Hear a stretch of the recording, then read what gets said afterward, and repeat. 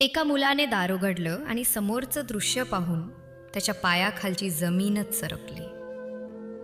त्याची आई रक्ताच्या थारोळ्यात पडलेली होती, शेवटचे श्वास घेत होती, डोळे अर्धवट उघडे, ओठ थरथरत होते आणि त्या डोळ्यांमध्ये एकच प्रश्न होता, माझं काय चुकलं होतं। तर नमस्कार मंडळी, पुन्हा एकदा तुमचं स्वागत आहे आपल्या मराठी यूट्यूब चॅनलवर। घटना आहे 2015 सालातील पुण्याच्या शिवाजीनगरमधील अनुतेज अथर्व सोसायटी येथे राहणाऱ्या एका मायलेकांची, जिथे साधं आणि शांत आयुष्य जगणारी एक अंदाजे 35 वर्षांची महिला आणि तिचा मुलगा वास्तव्यास होते। मूळचे ते दुसऱ्या गावचे होते, पण कामासाठी पुण्यात स्थायिक झाले होते। त्या महिलेची ओळख राजेश मणिराम यादव नावाच्या उत्तर प्रदेशातील व्यक्तीशी होती, जो सध्या वाकरेवाडीत राहत होता आणि अधूनमधून तिच्या घरी येत असे।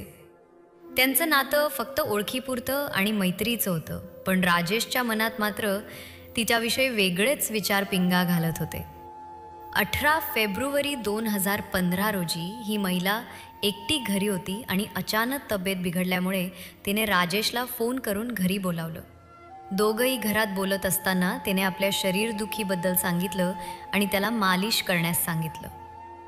मालिश करत असताना राजेशच्या मनात विकृत भावना जाग्या झाल्या आणि त्याने तिच्यावर जबरदस्ती करण्याचा प्रयत्न केला। महिलेनं सुरुवातीला स्पष्ट नकार दिला, पण आजारी असताना त्याने तिच्यावर शारीरिक अत्याचार करण्याचा प्रयत्न केला। जेव्हा तिने त्याला घरातून जाण्यास सांगितलं, तेव्हा संतापलेल्या राजेशनं घरातल्या चाकूनं तिच्या मानेवर आणि छातीवर जोरदार वार केले, ज्यामुळे ती गंभीर जखमी झाली। तडपणत असतानाच त्याने तिच्यावर बलात्कार केला आणि अखेर तिचा खून केला। त्यानंतर तिच्या कानातील दागिनं, पायातील पैंजण, घरातील मोबाईल आणि 3000 रुपये घेऊन तो पसार झाला। काही वेळातच तिचा मुलगा घरी परत आला आणि आईला मृतावस्थेत पाहून तात्काळ दवाखान्यात नेले, पण तिचा मृत्यू झाल्याचं निष्पन्न झालं।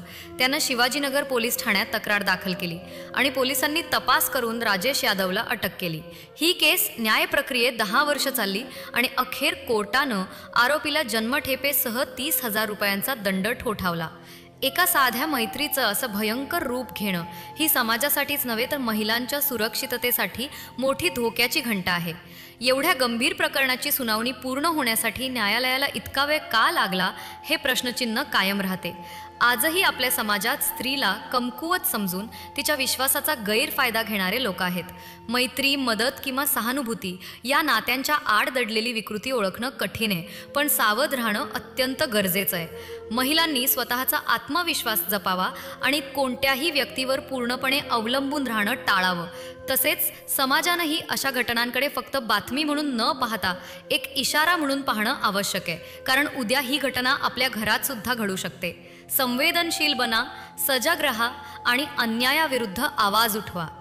या घटनेविषयी आपली प्रतिक्रिया काय आहे आम्हाला नक्की कळवा आणि अशाच सत्यकथा जाणून घेण्यासाठी आमच्या यूट्यूब चॅनलला सबस्क्राईब करा आणि बेल आयकॉन प्रेस करायला विसरू नका।